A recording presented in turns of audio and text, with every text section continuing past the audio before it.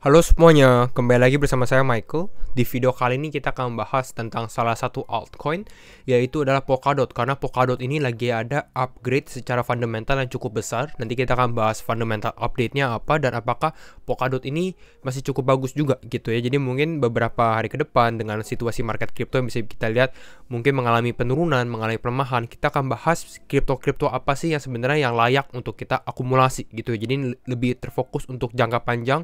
Kalau teman-teman cari kripto-kripto apa sih yang untuk diinvest atau untuk dicicil atau di dollar cost averaging lah istilahnya ya. Jadi di video kali ini kita akan bahas untuk Polkadot, apa update Polkadot dan kira-kira secara analisa teknikalnya bagaimana, di level berapa kita mungkin membeli Polkadot dan lain-lain gitu ya. Tapi kembali lagi disclaimer on semuanya karena video ini bukan financial advice, non financial advice, dan tetap do your own research karena setiap keputusan tetap di tangan teman-teman gitu ya. Jadi disclaimer on, kita hanya memberikan update, analisa dan pendapat pribadi. Kita akan langsung mulai untuk update market crypto untuk hari ini bagaimana. Untuk hari ini kita bisa lihat memang ya tetap ke arah sideways. Kita lihat ya Bitcoin di area 35.900, 36.000, tidak terlalu bergerak gitu ya. Kita lihat beberapa altcoin bagaimana. Ada beberapa altcoin yang ada rebound sedikit, tapi reboundnya juga tidak terlalu besar ya. Kita lihat hanya ada Algorand, ada GMT, Zilliqa, Uniswap, dan sisanya ini mengalami penurunan juga kita lihat ya.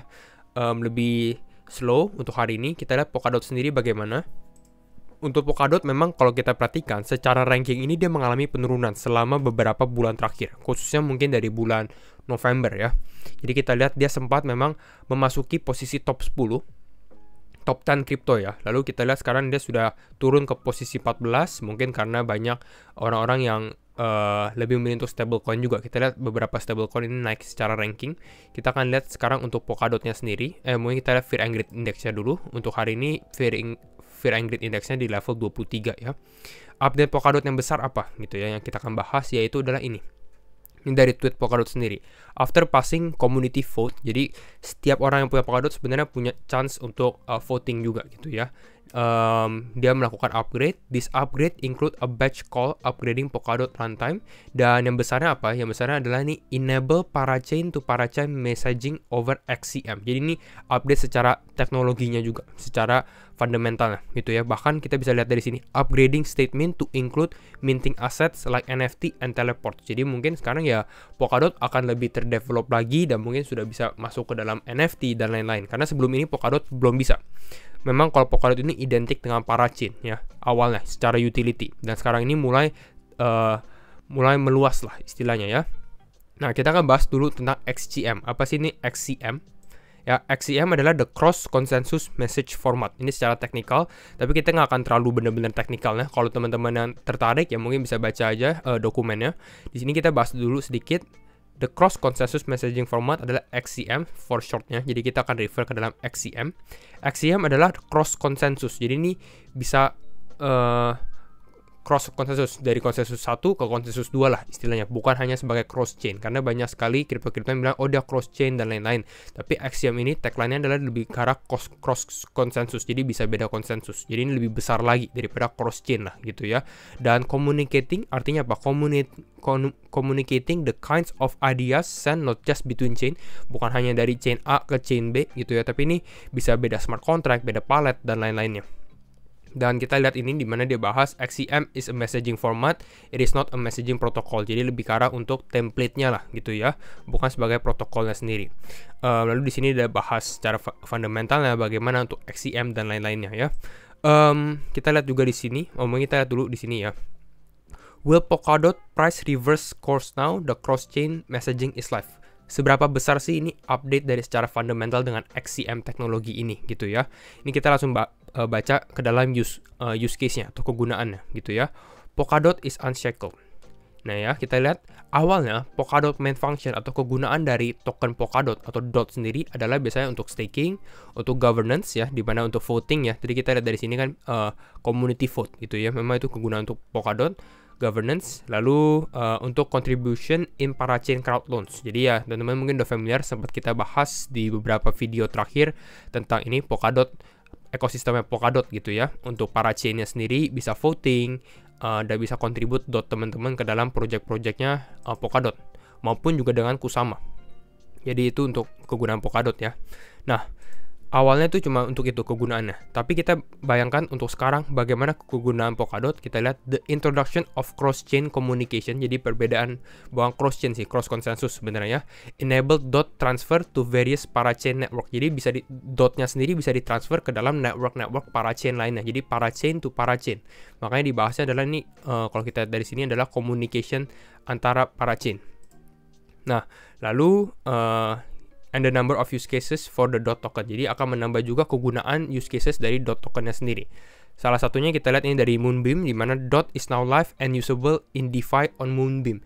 Jadi teman-teman sekarang udah bisa pakai Polkadotnya sendiri, token Polkadotnya ya, di dalam Moonbeam Network.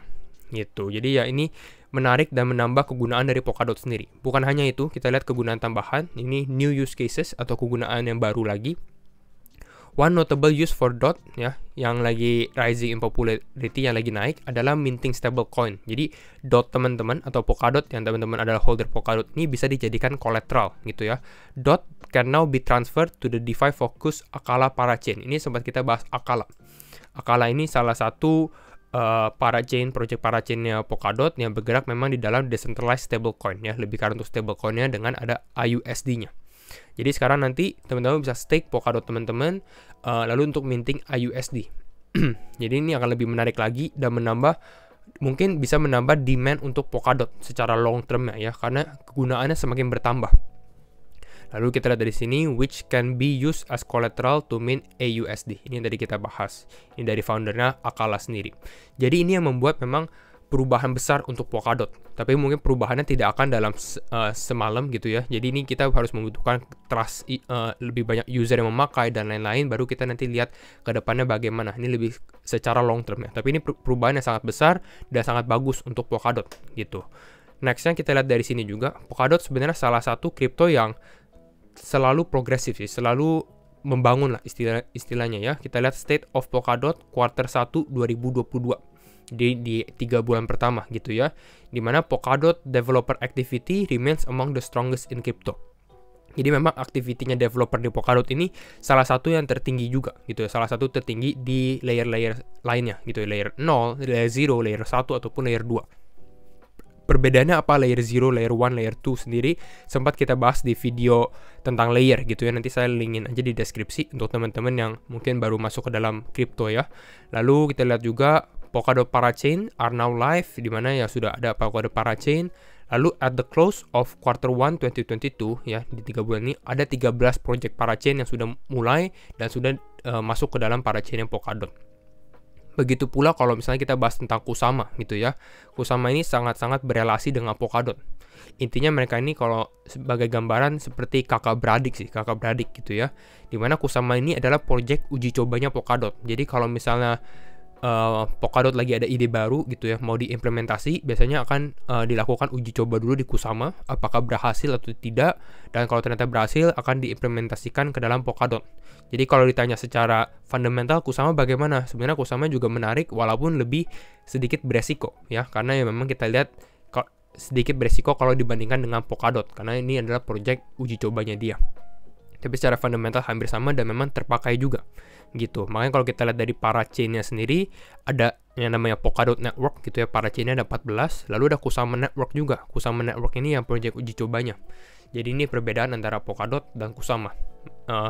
Kira-kira seperti itu ya. Nah, lalu sekarang kita masuk aja ke dalam analisa teknikal. Bagaimana dengan harga dari Polkadot, apakah secara fundamental dia, karena fundamentalnya bagus, dia akan bisa naik atau tidak? Sebenarnya perubahannya besar ya, kalau kita lihat dari secara perubahan. Ini pun baru dirilis kapan ya, kita lihat dari sini di bulan Mei, 4 Mei gitu ya. Jadi sebenarnya baru, tapi memang kalau kita lihat dari market crypto di awal bulan Mei ini memang lagi ada sedikit penurunan, pelemahan ya dari Bitcoin, dari secara makroekonomi juga gitu. Biasanya kalau news bagus ya, berita news besar seperti ini di saat bull market ini akan membuat Polkadot mungkin terbang gitu ya. Tapi mungkin pada saat sekarang di situasi genting, di situasi uncertain, pada saat ada news berita positif pun ya belum tentu bisa naik juga. Tapi memang ini sangat-sangat menarik sih gitu ya update-nya. Dan memang kalau kita lihat secara analisa teknikal, kalau untuk sekarang memang Polkadot ini berada di level bisa dibilang supportnya dia gitu ya. Di area kisaran, kalau kita dari sini ya, area di kisaran, kita taruh bawah 14,1 ya, 14,1 dolar, ataupun kalau teman-teman dirupiahkan sekitar 204.000 sampai 205.000 lah kira-kira. Jadi ya sebenarnya ini sebenarnya opportunity untuk beli, tapi apakah ini adalah layak untuk dibeli sekarang dengan situasi market seperti ini? Saya sarankan lebih baik kita lihat dulu apakah market akan reversal, apakah Bitcoin akan ada penguatan gitu ya, karena kita lihatnya secara long term. Dan untuk sekarang memang possibility untuk Polkadot turun kembali apakah masih ada gitu ya, apakah DOT masih bisa turun kembali? Jawabannya sebenarnya untuk sekarang masih gitu ya, karena kita lihat Bitcoin-nya juga mengalami pelemahan. Kalau Bitcoin mengalami pelemahan, otomatis DOT juga mengalami pelemahan. Dan next targetnya ya, walaupun ini kita lihat cukup jauh, tapi next targetnya kalau Bitcoin bisa mengalami penurunan, DOT juga akan mengalami penurunan, mungkin bisa turun sampai ke area sekitar 10,7 dolar. Ini pun di area Rp155.000 sampai Rp156.000. Jadi sebenarnya ini cukup menarik kalau teman-teman yang untuk long term investor gitu ya. Kalau melihat Polkadot dengan growth-nya, ya ini mungkin ada level yang bisa untuk di dollar cost averaging atau dicicil. Kenapa bisa di level ini? Karena memang kalau kita lihat dari sini, ini sempat menjadi bounce-nya dia gitu ya, sempat menjadi support-nya di bulan Juli 2021 gitu. Jadi ini support kuatnya. Walaupun ini kalau kita lihat dari Bybit di dalam chart-nya ya, ini sampelnya baru mulai ini di tanggal April ya, di Maret 2021, jadi kurang panjang sebenarnya. Tapi ini memang menjadi support yang cukup kuat juga, teman-teman bisa cek di grafik lainnya ya. Ini di sekitar level 150.000, 156.000 atau di sekitar 10,7 dolar.